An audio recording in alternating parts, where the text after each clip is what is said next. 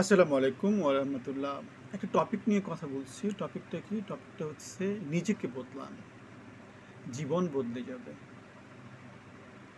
রাজনীতিবিদ বদলান, দেশ বদলে যাবে। কথাটা খুবই ফান্ডামেন্টাল কথা। আপনার যে পরিবর্তন সবকিছু হতে হবে আপনার ভিতর থেকে। যেমন দেখবেন একজন মানুষ যদি বাঁচতে না চায়, সে কিন্তু আর বেশি দিন বাঁচে না, সে কিন্তু মারা যায়। আপনি যদি নিজের উন্নতি করতে না চান, আপনি যদি নিজের পরিবর্তন করতে না চান, আপনি যদি দেশের পরিবর্তন করতে না চান, আপনি যদি আপনার গোলটা অ্যাচিভ করতে না চান, তাহলে আপনি কিছুই করবেন না। আপনি কিছু করবেন না। আপনি হয়তো খাবেন, দাবেন, ঘুমাবেন। আপনার আবার যদি আপনার যদি না খেতেও ইচ্ছে করে সেক্ষেত্রে তো আপনি মানে মানুষ তো বাঁচতে ইচ্ছে করে। যদি বাঁচতে ইচ্ছে না করে সেক্ষেত্রে সে খাওয়া দাওয়া ছেড়ে দিয়ে হয়তো বা কী করে আমি জানি না। নানাভাবে হয়তো বা জীবন নষ্ট করে ফেলে। ঠিক আছে? সো নিজেকে বদলান।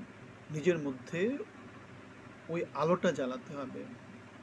যে না আমি কিছু একটা চাই। জীবনটা একবারের জন্যে। জীবনটা একবারের জন্যে। এই জীবনটা আর পাওয়া হবে না। আমরা সেটাই জানি। আমরা জানি না পরবর্তী জন্মটা কি, আমরা জানি না স্বর্গ নরক জিনিসটা কি, আমরা জানি না ব্যস্ত জিনিসটা কি। তবে আমরা বিশ্বাস করি, ধর্ম অনুসারে বিশ্বাস করি। যেমন মুসলমান আমরা বিশ্বাস করি যে একটা বেহেশত এবং দোজখ বলে একটা ব্যাপার আছে। সেই লাইফটা ভিন্ন আর এখনকার লাইফটা ভিন্ন। যদিও আমরা বলি যে আর দুনিয়া তো মাজরাতুল আখিরা, মানে কি দুনিয়া আখিরাতে শস্যক্ষেত্র। দুনিয়াতে আপনি ভালো কাজ করলে আখিরাতে ভালো কাজ করবেন, পুণ্য পাবেন। আখিরাতে আপনি ব্যস্ত পাবেন। দুনিয়াতে খারাপ কাজ করলে আখিরাতে আপনি খারাপ কিছু পাবেন। এটা মনে রাখতে হবে। দুনিয়াতে যা ভালো খারাপ এটা তো বেশি বিষয়টা আসলে আপেক্ষিক না। বাট সমাজে স্থিতিশীলতা বজায় রাখার জন্যে সমাজের কিছু নর্ম আছে। সেই নর্মগুলোকে আমরা বলি ভালো, আর যেগুলো অ্যান্টি নর্ম সেগুলোকে বলি আমরা খারাপ। মানে সমাজকে ভালো রাখার জন্য এগুলো নর্মালি কারা তৈরি করেছে? যারা ক্ষমতাবান তারা তৈরি করেছে, যারা লুটেরা তারা তৈরি করেছে। যেমন আমাদের এখন কারা আছে? এখন আমাদের উপদেষ্টারা আছে, আগে মন্ত্রীরা ছিল, আগে হাসিনা আওয়ামী লীগ ছিল, সামনে হয়তো বা বিএনপিরা আসবে। তারা কিছু নিয়মকানুন তৈরি করবে যে ভোট, মার্কা, প্রার্থী, ভালো, এ ভালো, এ খারাপ। যেমন আমি একটা কথা বলেছিলাম, আমি অর্থ উপদেষ্টার সাথে দেখা করেছিলাম। সেখানে আমার কথা বলেছিলাম যে আমার এই আছে। তার কাছে হয়তো আমার এইগুলা মানে কি আমি নটরডেম কলেজ থেকে পড়াশোনা করেছি। বুয়েট থেকে আমি অনার্স নিয়ে গ্র্যাজুয়েশন করেছি ইলেকট্রিক্যাল অ্যান্ড ইলেকট্রনিক্স ইঞ্জিনিয়ারিংয়ে। আমি আইবিএ থেকে ফিন্যান্স অ্যান্ড ইনভেস্টমেন্টে এমবিএ করেছি। আমি আমেরিকা থেকে চিপ ডিজাইনের উপরে মাস্টার্স করেছি। আমি আমেরিকা থেকে পিএইচডি করেছি ইলেকট্রনিক্স এবং চিপের উপরে, যেটা আমাদের এখন সারা পৃথিবীকে কন্ট্রোল করছে।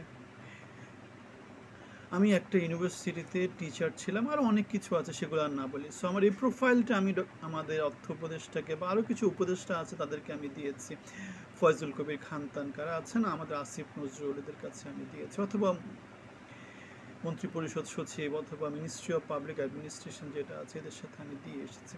ওরা আমার মধ্যে কোনো পদার্থ পায়নি, আমার মধ্যে সব অপদার্থ পেয়েছে। আর যারা যারা পিচ্ছি উপদেষ্টা আছে, যারা যারা আমরা যে কথাটা বললাম, সো নিজেকে বদলান, জীবন বদলে যাবে।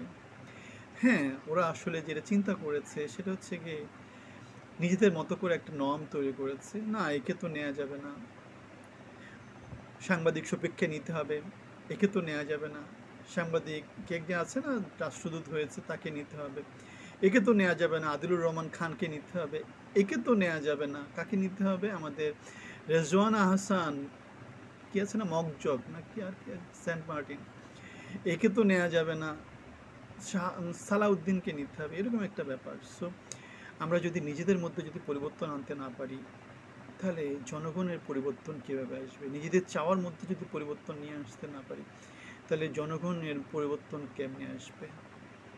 সো আমি গত 5 বছর কাজ করছি না। আমি যখন লাস্ট যে পজিশনে কাজ করতাম, সেই পজিশনের হিসাব ধরলেও বছরে আমার 40 লাখ টাকা বেতন আসে। আমি যে লাস্ট যে পজিশনে কাজ করতাম সেই পজিশন ধরলে, আর ইউএসএতে যদি থাকতাম সেক্ষেত্রে হিসাবটা আর না বলি, দেশের কথা বলছি। সুতরাং আমার কাছে সরকারি একটা চাকরি করা না করা হয়তো বা আমাকে তেমন করে টানে না। যেটা টানে সেটা হচ্ছে গিয়ে আমি দেশের জন্য কিছু করতে পারবো, জনমানুষের জন্য কিছু করতে পারবো, জনমানুষের জন্য কাজ করতে পারবো। আর এই কাজটা করতে গেলে আমি একটা স্যালারি পাবো। স্যালারিটা খুবই অল্প, কিন্তু আমি জনমানুষের জন্য কাজ করতে পারবো, খুব বড় একটা এনভায়রনমেন্টে কাজ করতে পারবো। আমি টিচিংয়ে ছিলাম, জনমানুষের জন্য কাজ করেছি, দেশের জন্য কাজ করেছি। আমি গভর্নমেন্টের অ্যাডমিনিস্ট্রেশনে ছিলাম, ম্যাজিস্ট্রেট ছিলাম, সেখানে আমি কাজ করিনি। কারণ আমার মনে হয়েছে আমার কন্ট্রিবিউশনটা একটু ভালো হতে পারে। আমি যেহেতু কঠোর পরিশ্রমী, সব অর্জন যেহেতু কোথাও মানে এক্সট্রিম লেভেলের ভালো অর্জন, সুতরাং আমার জন্য ও সমস্ত কিছু মনে হয় না। আমি টিচিংয়ে কন্ট্রিবিউট করেছি, দেশের অবদানে কন্ট্রিবিউট করেছি। আমি হয়তো সামনে আরও ভালো কিছু কন্ট্রিবিউট করতে পারবো। হাসিনা সরকারকে ফেলে গণতন্ত্র উত্তরণে একটা চেষ্টা করেছে, রাজনীতির পরিবর্তনে সংগ্রাম করেছি, একটা পরিবর্তন আনার চেষ্টা করেছে। সো পরিবর্তনের সংগ্রামী, মুক্তির সংগ্রামী। সো রাজনীতিবিদদেরকে বদলাতে হবে, তাহলে দেশ বদলে যাবে। নিজেকে বদলাতে হবে, তাহলে জীবন বদলে যাবে। যদি অ্যাগ্রি করেন তাহলে আমাদের সাথে থাকেন, আমাদেরকে প্রমোট করেন, আমাদের চ্যানেলটাকে প্রমোট করেন। যারা বাংলাদেশের পরিবর্তন নিয়ে কথা বলে তাদেরকে প্রমোট করেন। যারা অলরেডি মুখে গন্ধ আছে, যারা অলরেডি কালিমা লিপ্ত, তাদেরকে না বলেন। সমাজের প্রত্যেকটা অঙ্গন থেকে এই ভয়েসটা ওঠা উচিত। ইউনূস সরকার ভালো করলে তাকে রাখেন, খারাপ করলে তার বিরুদ্ধে প্রতিবাদ করেন। সে খারাপ করছে, আমরা সেটা দেখতে পাচ্ছি, দিবালোকের মতো। হয়তো ইউনূস সরকারের পক্ষে কথা বলে আপনি হয়তো দেশের ক্ষতি করছেন, নিজেরও ক্ষতি করছেন। আপনি কি বুঝতে পারছেন কেন আপনি ইউনূস সরকারের পক্ষে আপনি ওকালতি করছেন? আমি কেন তার বিরুদ্ধে কথা বলছি, আমি কেন ওকালতি করছি না? কারণ আমি দেখতে পাচ্ছি। আমার দেখা আপনার দেখা হয়তো বা সমান না, কিন্তু আমি দেখতে পাচ্ছি। আমি হাসিনাকে দেখেছিলাম, আমি এখন বাংলাদেশের রাজনীতির পরিবর্তনটা দেখতে পাচ্ছি। আপনারা যদি ভয়েসটা রাইজ না করেন, আপনারা যদি পরিবর্তনের কথা না বলেন, তাহলে ইউনূস পরিবর্তন করবে না, বিএনপি পরিবর্তন করবে না, সামনে যদি আওয়ামী লীগ আসে তারাও পরিবর্তন করবে না। সুতরাং দেশের তাহলে কি হবে? আপনার পরিবর্তন হবে না, দেশের পরিবর্তন হবে না, শুধু ক্ষমতার হাত বদল হবে। হাসিনা যাবে, ইউনূস আসবে, ইউনূস যাবে, বিএনপি আসবে, বিএনপি যাবে, আওয়ামী লীগ আসবে, আওয়ামী লীগ যাবে, হয়তো বা জামাত আসবে। এভাবেই চলতে থাকবে। আপনারা দেখেছেন সমন্বয়ক স্টুডেন্টরা এখন কিভাবে চলতেছে না? পরিবর্তন আপনাদের ভেতর থেকে আসতে হবে। আপনাদেরকে বলতে হবে, না তোমরা ভালো করছো না, তোমরা কাজটা ভালো করনি। ওদের পক্ষে দাঁড়াবেন না। আর কিছু না বলেই ভালো থাকবেন। ধন্যবাদ।